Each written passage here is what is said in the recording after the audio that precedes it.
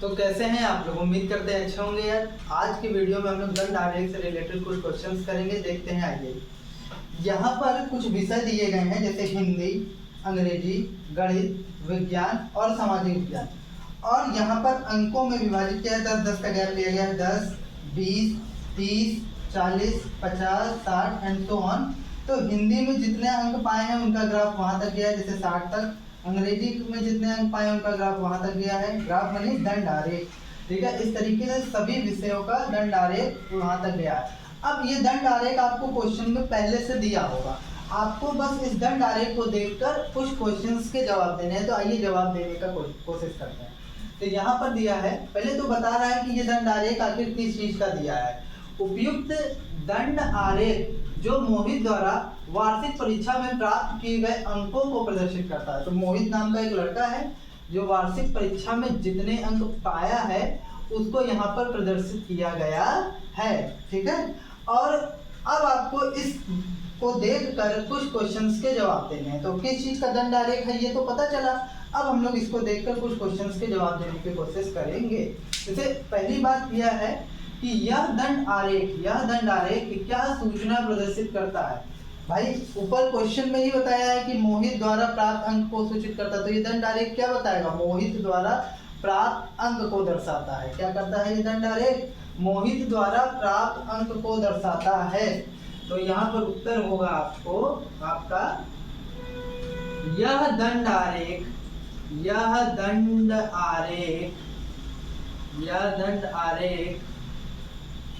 मोहित द्वारा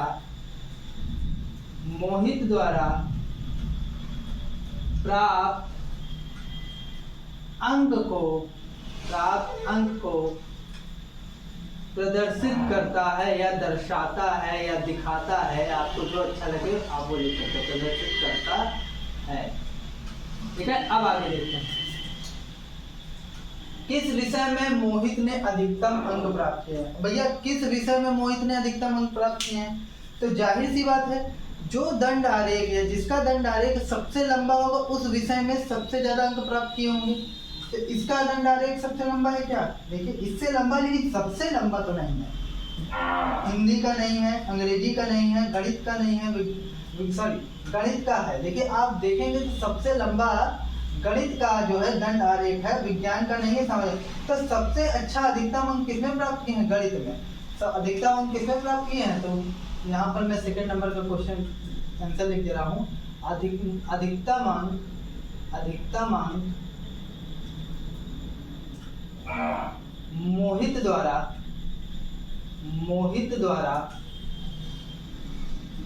गणित में प्राप्त किए गए हैं। किसमें प्राप्त किए गए भैया? गणित में प्राप्त मतलब पाए हैं, प्राप्त किए गए हैं, ठीक है। अब आइए थर्ड नंबर क्वेश्चन पर। किस विषय में न्यूनतम अंक प्राप्त किए? न्यूनतम मतलब होता है कम से कम। तो जाहिर सी बात है, जिस विषय का दंड आरेख सबसे छोटा होगा वही विषय में सबसे कम अंक प्राप्त किए गए होंगे। तो किस विषय का दंड आरेख सबसे छोटा भैया? अंग्रेजी विषय का दंड आरेख सबसे छोटा है। तो न्यूनतम अंक मोहित द्वारा न्यूनतम मतलब कम से कम, न्यूनतम अंक अंग्रेजी विषय में प्राप्त किए गए हैं। अंग्रेजी में प्राप्त किए गए हैं, ठीक है। आई होप समझ में आ रहा होगा। मेरे पास जगह नहीं है इसलिए मुझे ऐसे लिखना पड़ रहा है, आपको समझ में आ रहा होगा, ठीक है। नेक्स्ट देखते हैं। प्रत्येक विषय के नाम और उसमें प्राप्त किए गए अंक भी लिखिए। 4 नंबर क्वेश्चन। प्रत्येक विषय के नाम और उसमें प्राप्त किए गए अंक भी लिखिए। तो हर विषय का नाम और अंकों और अंक लिखना। तो मैं यहीं पर लिख दे रहा हूँ, आप चाहें तो अलग से भी लिख सकते हैं। अब मेरे पास जगह नहीं है तो मैं इसी में आपको समझा दे रहा हूँ। यहाँ पर जैसे हिंदी यहाँ पहले से लिखा गया, इसमें प्राप्त अंक कितना है? 60। कितना है? 60 अंक प्राप्त किए हैं। कितने? 60। अंग्रेजी में 50 और बीचों बीच ग्राफ आया तो अंग्रेजी में कितने अंक प्राप्त किए गए? 55। क्योंकि ये ग्राफ ध्यान दीजिए भैया, बीचों बीच आया है ना, तो यहाँ कहीं आपका बीचों बीच है, तो ये अब 5 और फिर 5 हुआ होगा, क्योंकि 10-10 का गैप दिया गया है, तो बीच वाला भाग 5 रहा होगा, मतलब 55 रहा होगा, फिर 60 हुआ होगा, तो ये अंक कितना प्राप्त किए गए? 55। ये एक अनुमान है, ठीक है। गणित में कितना प्राप्त किए गए? आप अगर ग्राफ पेपर पे इसको करेंगे तो आपको एकदम सटीक मिलेगा, बाकी ये बीचों बीच है इसलिए मान लेते हैं यहाँ पर 55 रहा होगा, ठीक है। ग्राफ पेपर में इसको एग्जैक्ट किया जाता है। अब गणित में देखिए, गणित में लगभग अगर आप देखेंगे तो ये 80 पर जाकर होता है, तो ये आप गणित में प्राप्त अंक कितना है? 80। इसी तरीके से विज्ञान में कितना अगर देखेंगे तो फिर यहीं कहीं बीचों बीच आया, यानी कि 75। कितने अंक? 75 अंक। सामाजिक विज्ञान में कितना? अगर आप यहाँ से देखेंगे तो ये कहाँ पर जाकर जा रहा है? ये जा रहा है आपका, थोड़ा सा मुझसे गड़बड़ हो गया, आना चाहिए ये 50 पे, तो मैं यहाँ बता दे रहा हूँ 50 पर। भैया मैं इसको जो है ग्राफ पेपर तो बनाया नहीं हूँ, तो इसलिए थोड़ा सा ये इधर उधर होगा, बाकी ये 50 पे आना चाहिए और ये वाला आपका 55 पे, ठीक है। तो आई होप समझ में आपको आया होगा। आइए अब नेक्स्ट क्वेश्चन देखते हैं। तो आइए अब हम एक दंड आलेख से रिलेटेड एक और क्वेश्चन देखते हैं, जो कि गेहूं के उत्पादन से रिलेटेड है। आइए देखते हैं और सीखने का प्रयास करते हैं। तो चलिए शुरू करते हैं। निम्नांकित आरेख 2000 से 2004 में सरकार द्वारा खरीदे गए गेहूं की मात्रा दर्शाता है। मतलब सरकार ने सन 2000 से 2004 तक जितना गेहूं खरीदा है उसको दर्शा है, ठीक है। अब देखिए गेहूं की मात्रा दर्शाता है। अब देखिए यहाँ पर इस ग्राफ को देखकर आपको कुछ क्वेश्चंस के जवाब देने हैं। जैसे पहले उपयुक्त दंड आरेख पर आधारित प्रश्नों का उत्तर दीजिए। हाँ भैया, तो चलिए उत्तर देते हैं।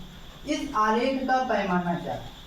पैमाना क्या है? देखिए पैमाना क्या होता है पहले ये समझिए कि अगर 1 किलोग्राम का कोई बटखरा है, 1 किलोग्राम का कोई बटखरा है, तो अब भैया हम उसको 1 किलोग्राम क्यों माने? जरूरी है आप जैसे यहाँ पर MKS पद्धति में तोलते हैं, अमेरिका में चले जाएंगे तो आप FPS पद्धति फुट पाउंड सेकंड और यहाँ मीटर किलोग्राम सेकंड में तोलते हैं। तो यहाँ पर 1 किलोग्राम को कोई कम ज़्यादा भी तो कर सकता है। आपका 1 किलोग्राम कुछ और हो सकता है, अगले का 1 किलोग्राम कुछ और हो सकता है, ठीक है। तो वजन में हेर फेर बदल हो सकती है। तो इस चीज़ से बचने के लिए एक मानक माना गया कि पेरिस में, कहाँ पर? पेरिस में सेवरस नामक स्थान पर एक इरिडियम नाम की धातु रखी है। इरिडियम नाम की धातु रखी है जिसका वजन 1 किलोग्राम है। लगभग कितना है? 1 किलोग्राम। और उसी को मानक मानते हुए हर जगह जो है उतने ही वजन के जो है बटखरा बनाए गए और उसको 1 किलो माना गया कि अगर इससे कम हुआ तो वो 1 किलो का मान नहीं होगा। तो अब इसी तरीके से सरकार कई हजार टन गेहूँ खरीदती है भैया, तो अब हर टन को हम यहाँ पर प्रदर्शित थोड़ी ना कर पाएंगे। तो हमने क्या किया, 1 सेंटीमीटर को 5000 टन मान लिया। 1 सेंटीमीटर को कितना मान लिया? 5000 टन। तो अगर ये आपका देखिए, ये आपका 5000 टन हो गया, ये आपका क्या हो जाएगा? 10000 टन। अब अगर 1-2 टन करते तो हम करते रह जाते। तो इस तरीके से पैमाना मानने से चीज़ें हमारा काफ़ी सरल हो जाता है। तो अब पहला क्वेश्चन है कि इस आरेख का पैमाना क्या है, तो उसी का मैं उत्तर देने जा रहा हूँ। उत्तर नंबर 1।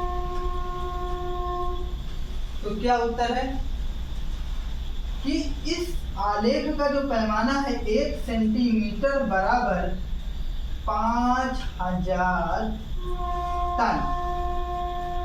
1 सेंटीमीटर बराबर 5000 टन। अब देखिए नेक्स्ट क्वेश्चन देखते हैं। किस वर्ष में गेहूं की अधिकतम मात्रा खरीदी गई और कितनी? तो भैया जिस वर्ष में दंड आरेख सबसे ऊंचा होगा उसी वर्ष में गेहूं की अधिकतम मात्रा खरीदी गई होगी। तो सबसे बड़ा ये है? नहीं। सबसे बड़ा ये है? नहीं। ये है 2002 में? नहीं। 2003 में? नहीं। तो सबसे बड़ा जो दंड आरेख है 2004 में। तो किस वर्ष में अधिकतम मात्रा खरीदी गई है? सन 2004 में गेहूं की अधिकतम मात्रा खरीदी गई है। उत्तर नंबर 2। सन 2004 में गेहूं की अधिकतम मात्रा खरीदी गई है। और कितनी खरीदी गई है? अगर 1 सेंटीमीटर 5000 टन है तो यहाँ तक आएंगे तो 1 2 3 4 5 6, तो 6 कितना हुआ? 6 पंचे 30,000 टन। कितनी मात्रा खरीदी गई है? इकाई, दहाई, सैकड़ा, हजार, 10,000, 30,000 टन। 2004 में सबसे ज्यादा गेहूं खरीदा गया और कितना खरीदा गया, 30,000 टन गेहूं खरीदा गया। अब देखिए भैया, किस वर्ष गेहूं की न्यूनतम मात्रा खरीदी गई, किस वर्ष न्यूनतम मतलब होता है कम से कम, तो किस वर्ष कम से कम खरीदी गई गेहूं, तो आप देखेंगे जिसका ग्राफ या जिसका दंड आरेख सबसे छोटा होगा उसी वर्ष सबसे कम गेहूं का खरीदा गया होगा।